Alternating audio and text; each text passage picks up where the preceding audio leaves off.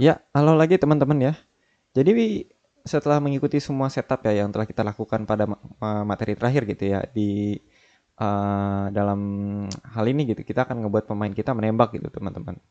Jadi langkah pertama yang harus kita lakukan adalah mencari tahu di mana kita ingin perilaku shooting behavior ini tuh eh, di written gitu ya teman-teman ya, ditulis. Jadi kalau kita pergi ke prefabs ya dan melihat ya bagaimana player kita tuh di setup ya, kita akan eh, mendengar ya untuk on fire ya sebagai bagian dari player input kita gitu teman-teman. Nah, kalau teman-teman ingat ya, kita telah mendengarkan ya, sudah melistening untuk for on move nih teman-teman ya. Dan kita telah melakukan itu di player script ya, player script teman-teman ya. Maaf. Dan mari kita lihat ya player scriptnya lagi untuk sedikit mengingat kembali ya teman-teman ya, bagaimana kita melakukan itu teman-teman. Jadi mari kita lihat script pemain ya, hanya untuk mengingatkan diri kita sendiri bagaimana kita melakukannya teman-teman. Dan jika kita scroll ke bawah ya, kita akan mempunyai ya move event di bawah yang dimana itu akan mendengarkan ya inputnya itu sendiri gitu. Jadi kita bisa juga mendengarkan ya uh, ininya ya on fire-nya eventsnya kita gitu ya di sini juga gitu teman-teman. Tetapi teman-teman ya kita nggak terlalu pengen ya ininya behavior shootingnya itu yang asli itu menjadi bagian dari script ini karena musuh kita ini gitu ya teman-teman ya juga akan uh, juga akan menembak kembali gitu ya kepada pemain gitu teman-teman. Jadi mari kita taruh ya on fire method itu di sini ya teman-teman untuk mendengarkan ya untuk listen untuk di saat pemain itu sedang memencet tombol ini ya tombol nembak ya teman-teman ya fire key ya. Dan di kemudiannya kita akan menggunakan juga metode ini untuk mengsetel variabel ya di shooter script kita gitu dan memulai menembak gitu teman-teman ya, proses gitu ya teman-teman ya. Oke, jadi sebelum kita melakukan itu ya, saya notice ya, kita mempunyai beberapa di backlog ya di sini ya, di mode metodenya kita gitu teman-teman. Jadi mari kita delete itu dulu untuk mengclean sedikit ya, dan ya kita hapus dulu dan di bawah sini mari kita tulis fire method kita dan ya seperti itu di bawah di atas sini itu akan menjadi void teman-teman dan kita akan menyebutnya fire. Oke, okay? On fire. Dan karena kita mengganti ya action type-nya itu menjadi type value ya, kita bisa ngepaste ya di type type inputnya itu ya, type input value-nya itu ya. Dan di sini kita akan mengsetting sebuah boolean ya dari script kita yang lain gitu teman-teman. Kita belum menulis script itu jadi mari kita simpan ini untuk saat ini gitu ya. Dan lalu pada player prefabs gitu, mari kita turun dan tambahkan new komponen bernama shooter. Oke, okay? Sip. Oke, okay, jadi kita membukanya. Sekarang mari kita pikirkan apa yang perlu dilakukan script ini ya teman-teman ya. Jadi, nah cara saya melakukannya adalah saya akan meminta scriptnya membuat instantiate ya beberapa projectile ya. Kapan aja tombol fire itu ditekan gitu teman-teman. Oke. Jadi untuk memulainya mari kita bersihkan dulu ya comments kita tapi tinggalkan start dan update metodenya ya. Oke. Untuk sekarang kita akan membutuhkan serialize field ya untuk menahan prefabs ya projectile kita. Oke. Untuk saat ini kita memerlukan bidang serial untuk menampung cetakan proyektil kita teman-teman. Jadi mari kita mempunyai game object bernama projectile prefabs ya. Dan kita akan ngebuat ya projectile ini gitu. Dan kita mau ya untuk mempunyai beberapa kecepatan ya. Dan kita juga ingin uh, untuk ini, untuk hidup untuk jangka waktu tertentu gitu teman-teman. Oke, sip. Jadi mari kita kontrol nih variabel kita ini dengan serialized field ya juga, dan kita akan mempunyai float yang bernama projectile speed ya, dan saya pikir default value-nya itu sekitaran 10 ya. Itu oke gitu teman-teman.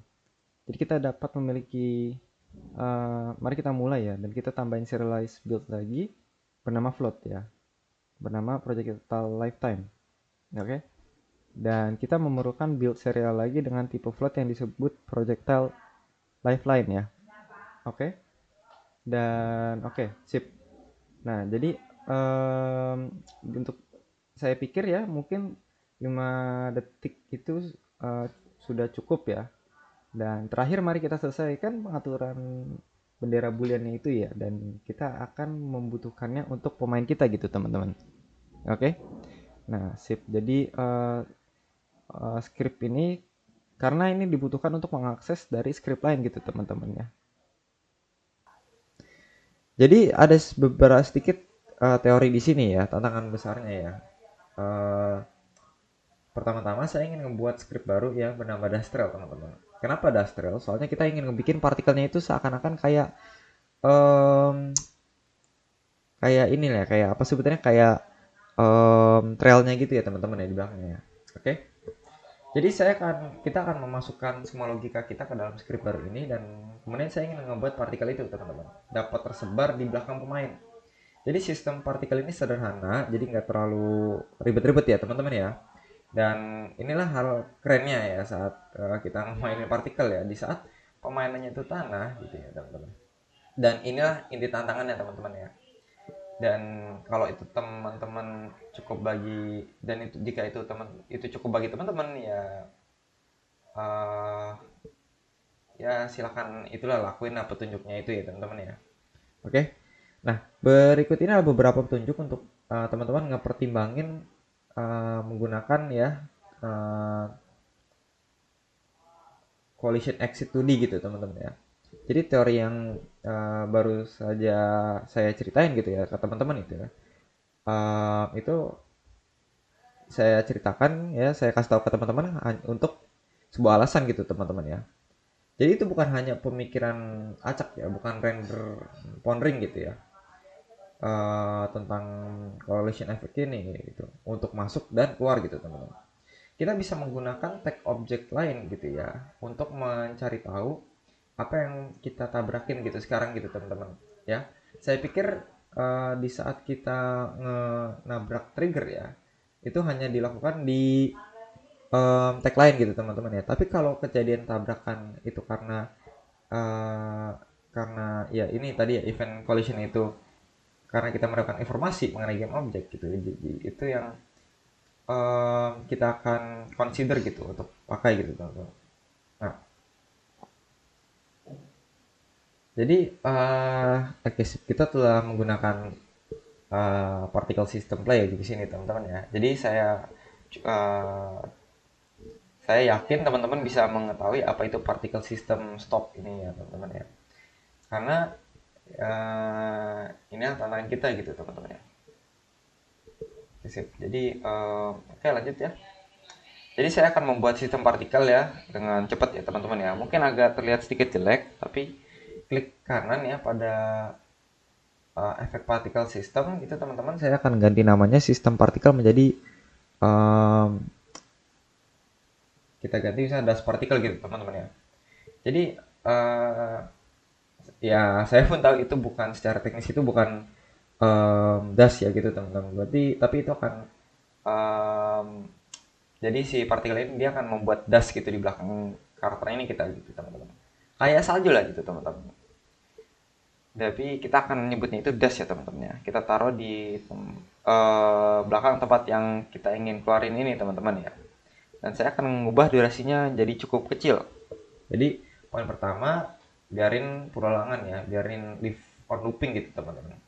Gak apa-apa karena kita ingin dia terus bermain gitu teman-teman, sampai kita suruh untuk berhenti gitu teman-teman ya. Saat ini ya kita lihat kan ya mereka nggak terlalu jauh ya teman-teman ya partikel ini ya. Jadi kita akan turunin lifetime-nya menjadi 0,5 teman-teman. Saya akan ngelakuin beberapa variasi nanti, tapi untuk sekarang ehm, kita hanya akan mendapatkan kecepatan awal jumlah makro gitu teman-teman. Ya, saya rasa nggak kenapa-napa karena saya akan pindah ya. Kita ingin membuat mereka tetap bertahan gitu teman-teman ya. Jadi saya akan mengubah ini ya menjadi 50 gitu teman-teman ya. Oke, sip. Saya akan nyari renderer ya di bawah ini, ganti material, lalu klik selektornya teman-teman ya. Oke, ke yang ini, ke square ini teman-teman ya. Oke, good. Nah, mereka terlalu gede sekarang. Jadi kita coba kurangin ukurannya menjadi kita katakanlah 0,2 gitu ya. Oke, so far so good gitu teman-teman ya. Nah, sekarang saya ingin ngeganti ya, ngubah simulasi gitu ya, simulation space-nya dari lokal gitu ya, ke world gitu teman-teman. Jadi itu artinya kita akan apa ya sebetulnya? Izinkan saya untuk melihat apakah saya dapat melakukan simulasi ini untuk Anda di sini gitu teman-teman ya. Oke, sip. Oke, so far so good ya teman-teman ya. Nah, jika saya menempatkan secara lokal, saya akan menggerakkan karakter si pemain ini gitu ya, playernya ini gitu teman-teman. Jadi teman-teman bisa melihat bahwa seluruh sistem partikel itu bergerak ya. Dan bergeraknya ini berkeliling gitu ya, ngikutin karakter saya gitu teman-teman. Jadi ayo kita klik mainin ya, kita lihat ya secara umumnya, secara kasar ya. Oke. Dan saya nggak terlalu ingin mempermasalahkannya saat ini karena saya tahu saya ingin masuk ke kodenya gitu. Tapi mari kita lihat ya sehingga teman-teman bisa melihatnya ya. Oke, sip. Jadi maksud saya ada partikel kecil yang berterbangan di belakang saat kita jalan gitu teman-teman. Kelihatannya oke gitu. Saya akan ngubahnya gitu. Jadi uh, daripada kita pancarin dalam lingkaran seperti ini, kita ubah bentuknya teman-teman ya. Jadi kita ubah bentuknya ke cone gitu. Menurut saya gitu keren gitu teman ya. Nah, dan teman-teman bisa ngeliat ini nggak kelihatan kayak cone gitu teman ya, nggak kayak kerucut gitu ya. Ya, jadi kita klik D gitu teman ya. Yang teman-teman lihat ya, si cone-nya ini menunjuk ke layar ke sumbu Z gitu ya teman-teman. Nah, jadi kalau kita ubah ke Y ya teman-teman ya. Nah, ini akan mengubah ke belakang gitu teman-teman, kerucutnya gitu ya. Dan saya akan setel ini ke minus 90 gitu. Ya, kurangi titik awalnya gitu teman-teman ya. Nah, itu akan menjadi radiusnya gitu. Turunin sedikit, terus naikin sedikit ini juga, jadi kita akan lihat bagaimana gitu ya. Lumayan lah ya, not too bad gitu. Nah, saya akan mengubah satu hal terakhir dan kemudian saya akan move on gitu teman-teman ya. Saya akan mengubah awalnya ya terus percepat menjadi 2. Nah, ini dia ya, beberapa partikel dust ya. Oke. Nah, cukup bagus untuk saat ini. Jadi kita akan menyempurnakannya nanti gitu teman-teman ya. Tapi untuk sekarang ya kita mempunyai sesuatu yang disebut dust particle, dan dust particle ini nempel di player ini kita teman-teman ya. Jadi hal berikutnya yang saya ingin lakukan teman-teman ya itu akan um, ngebuat C sharp dan kita akan menyebutnya dust trail teman-teman ya. Nah, jadi pertama-tama apa yang saya lakukan ya dengan nambahin dust particle ini ya di tempat yang saya ingin tambahkan gitu teman-teman. Jadi saya akan nambahin dust trail ya sebagai script dalam di atas pemain ya teman-teman ya, di atas playernya gitu. Jadi saya akan scroll ke bawah dan drag ya dust trailnya itu ke Berry teman-teman, ke si playernya ini gitu. Dan teman-teman mungkin akan berkata gitu, kenapa nggak ngeletakin semuanya aja ini di player controller gitu ya teman-teman ya. Nah, kita cukup memasukkan semua kode kita ke sana gitu ya. Tapi kalau kembali lagi ya teman-teman ya, kalau misalkan em, kalau ya misalkan kita terlalu banyak gitu masukin, itu ntar akan ribet juga gitu teman-teman ya. Ya, akan berbeda gitu apa yang dilakukannya gitu ya. Nah, jadi bagaimana kerjanya gitu jika Anda memiliki hal-hal seperti ini gitu kayak script terpisah gitu. Setelah menyiapkan ini ya Dastrel teman-teman ya. Nah, teman-teman tidak perlu untuk menghalangi jika teman-teman ngelakuin worknya ini di player controller gitu ya dan selanjutnya gitu sebagaimananya gitu. Oke, jadi ini adalah bagian dari praktik pengkodean yang baik untuk setiap kelas atau setiap script gitu teman-teman. Oke, ini cobalah untuk memiliki satu tujuan. Oke, teman-teman ya. Oke, kembali ke Dastrel teman-teman. Sekarang hal yang pertama ingin saya lakukan adalah menunjuk atau mendapatkan referensi untuk partikel kita, teman-teman. Jadi saya akan pergi ke serialized field dan ganti partikel system menjadi, dan partikel system itu akan saya panggil dust particle ya, teman-teman ya. Sebut dust particle gitu ya. Dan sekarang saya cukup yakin saya tidak akan perlu menggunakan start atau update, teman-teman. Saya hanya akan menghapusnya dan saya akan ngebuat sendiri on collision enter gitu ya, untuk dide gitu, untuk ngehapus private gitu ya, private, uh, sedikit ngeperbaikin formatnya sedikit gitu ya, teman-teman ya. Oke. Oke, jadi kita sudah nyiapin semua bentuk kita ya, udah siap ya. Dan saya akan pergi ke world saya, ngeklik level, sprite, shape, dan tag itu akan saya tambahkan sebagai ground gitu, teman-teman. Nah, itu sudah ditandai sebagai ground, teman-teman.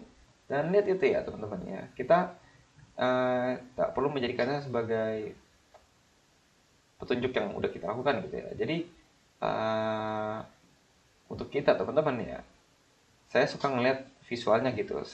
Ketika saya mencoba mencari tahu apa kodenya gitu ya, yang apa yang harus dilakukan kepada pemain jika menyentuh tanah gitu. Nah, kalau player itu tidak menyentuh tanah gitu, teman-teman, jangan, itu nggak akan memainkan partikelnya gitu. Jangan mainin partikel, teman-teman. Jadi pertama-tama kita ingin memastikan bahwa misalnya karakter kita nyentuh tanah gitu, teman-teman ya. Jadi perlu diingat-ingat ya, for informasi tentang hal lain, jika menyentuh tanah itu ada pemain gitu, teman-teman ya. Jadi tag objek itu sama dengan ya, dan kita ingin mempunyai tag ground gitu, teman-teman ya. Jadi eh, kita ingin mencari dust particle kita, dan dust particle itu akan kita mainkan gitu, teman-teman ya. Oke. Bagaimana caranya jika kita ingin menekan pedal gas dan melaju lebih cepat gitu? Atau lebih lambat, atau belok kiri, atau belok kanan gitu, teman-teman. Kita nggak bisa melakukannya ya, untuk saat ini gitu ya. Kita belum bisa gitu. Itu itu karena kita telah memasukkan angka-angka ini tuh kepada metode kita itu gitu, teman-teman ya. Jadi daripada ngelakuin itu, kita akan menggunakan variabel. Dan ya teman-teman bisa menganggap variabel itu seperti kotak gitu, teman-teman ya. Mereka itu ngebantu kita menyimpan, memanipulasi, dan merujuk pada informasi, teman-teman. Ya. Jadi misalnya, di sini saya punya kotak ini ya, namanya hit point, dan nyimpan nilai 20 di dalamnya gitu ya. Ya. Jadi saat ini setiap variabel itu harus memiliki nama, teman-teman. Ya. Nama di sini adalah hit point ya. Nah, setiap variabel ya, teman-teman. Setiap variabel itu berisi data, menyimpan data gitu. Dan saat ini datanya ini jumlahnya tuh 20. Bisa jadi 0, bisa jadi 1.000.000, dan ya tiap variabelnya tuh khusus ya, tiap jenis gitu, teman-teman. Nah, ini sangat penting ya, teman-teman ya. Tipenya itu di sini adalah bilangan bulat ya, dan bilangan bulat itu disebut sebagai integers. Oke. Nah, ini yang pernah kita bahas juga ya. Jadi kita akan nulis ini dan atau kita akan deklarasikannya ya di script ya sebagai int, int. Nah, ini adalah tipe int ya, seperti kayak pada integer gitu, dan kemudian nama pada hit point kita menggunakan huruf kecil gitu terlebih dulu gitu ya. Kayak semuanya itu kayak huruf kecil gitu, H, dan kemudian huruf besar untuk kata lain setelahnya gitu, teman-teman. Jadi hit point yang ditulis seperti ini sama dengan 20, dan kita taruh semikolon ya di akhirnya itu ya, untuk katakanlah kita udah selesai gitu uh, dengan pernyataan khusus ini gitu, teman-teman. Jadi begitulah kita mendeklarasikan suatu variabel, teman-teman. Oke. Jadi mendeklarasikannya itu sebagai variabel disebut hit point gitu ya, bertipe int ya. Dan juga kita memberikan nilai ke variabel tersebut gitu. Oke. Nah, atau kita mendefinisikan variabel tersebut gitu ya. Nah, hit point-nya ini untuk saat ini ya sama dengan 20, teman-teman. Dalam hal tipe, ada beberapa tipe umum yang akan kita gunakan int untuk bilangan bulat dan float untuk bilangan pecahan gitu, sampai dengan ya kayak misalkan 6, 7, desimal segala macam gitu. Seperti juga yang pernah kita bahas gitu ya. Ya. Untuk float itu artinya dia bilangan pecahan ya, teman-teman. Ya, bilangan angka gitu yang mempunyai desimal atau tidak gitu ya. Nah, jadi sejujurnya kita nggak bisa menggunakan double ya karena bagi saya eh, 6 tempat desimal itu biasanya cukup ya untuk mencapai precision ya yang saya butuhkan gitu teman-teman. Tapi ya teman-teman, tapi jika teman-teman membutuhkan hasil yang lebih banyak presisi, maka teman-teman mungkin menggunakan double double bool gitu ya untuk variabel benar atau salah gitu ya. Oke. Jadi misalkan teman-teman bilang tulis ini true gitu ya. Lakukanlah gitu. Tapi kalau jika itu salah jangan lakukan apapun gitu ya. Nah, ini bisa disebut boolean ya teman-teman ya, yang pernah kita bahas juga gitu. Nah, bola ini sangat berguna dan string itu adalah saat kita ingin memiliki rangkaian karakter yang kita cetak dengan tepat gitu ya, teman-teman. Seperti yang telah kita ketikin ya di sini ya. Dan string itu memerlukan tanda kutip untuk mengatakan ini adalah yang perlu kita buat gitu, teman-teman. Jadi mari kita lihat contoh-contoh itu secara spesifik ya, teman-teman ya. Jika kita ingin ngebuat pelampung, ya, ingin ngebuat float gitu ya, float speed ya, bernama kecepatan. Jadi yang perlu kita ketikkan itu kecepatan float ya, sama dengan berapa lalu berapapun ya nilai yang kita inginkan gitu. Dalam hal ini 3,8. Oke. Dan kita telah ngebicarain sebelumnya teman-teman ya, jika teman-teman menggunakan float dan teman-teman mempunyai tempat desimal di sini ya, maka harus diberikan tanda F di akhir sebagian besarnya. Oke. Agar kesatuan mengetahui oh itu float bukan double gitu teman-teman ya. Nah, ini penting juga ya teman-teman ya untuk di remind ya, pin mind ya teman-teman ya. Nah, kita letakkan huruf F ya di ujung sana ya teman-teman ya. Dan kemudian kita dengan bool ini boolean ini kita mempunyai nama yang hidup gitu ya, sama dengan benar gitu teman-teman. Jadi kita bisa mendefinisikannya sebagai benar atau salah gitu teman-teman. Dan kemudian misalnya ada sebuah string ya. Kita sekali lagi mulai dengan tipe string yang kita ingin berikan nama di sini gitu. Nah, saya akan memberikan nama saya, misalkan saya contohnya Rick gitu teman-teman. Dan sekali lagi menggunakan analogi box kita ya, analogi kotak kita ini ya. Kotak ini kotak ini diberikan nama dan informasi di dalamnya itu adalah Rick gitu teman-teman. Di mana itu hanya 4 huruf gitu teman-teman. Satu dari yang lain gitu ya di particular ini ya, sequence gitu teman-teman. Jadi mari kita buat sendiri sebuah variabel ya, dan kita harus menaruh ini di tempat yang spesifik ya, tempat tertentu ya. Jadi kita ingin memasukkannya ke dalam kelas gitu. Ini semua ada hal-hal yang kita buat di sini dalam kelas gitu teman-teman. Tapi kita meletakkan di atas metode awal kami gitu teman. Jadi kita ngedeklarasikan beberapa variabel tepat di atas gitu. Dan saya akan ngedeklar variabel yang akan menjadi sebuah bertipe float gitu teman-teman. Ya, ini akan menjadi float. Kenapa? Karena saya membutuhkan tempat desimal dan saya akan menyebutnya ini steer speed teman-teman ya. Saya menyebutnya ini steering speed atau turn speed ya. Kayak ya yang gitulah untuk ngebuat karakternya belok gitu segala macam. Tapi steer speed itu mungkin lebih ini masuk akal, lebih make sense gitu.